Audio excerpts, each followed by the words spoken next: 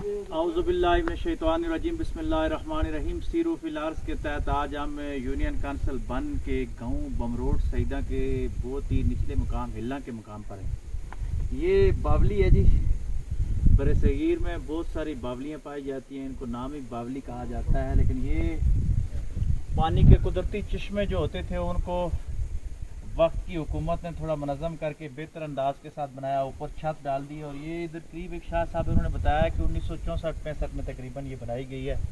अयूब खान के दौर में यहाँ तरक्याती कामों का आगाज़ हुआ हमारे इलाका में, और सबसे पहले ये बावलियाँ बनाई गई। जो पुराने चश्मे होते थे उनको थोड़ा मॉडर्न किया गया।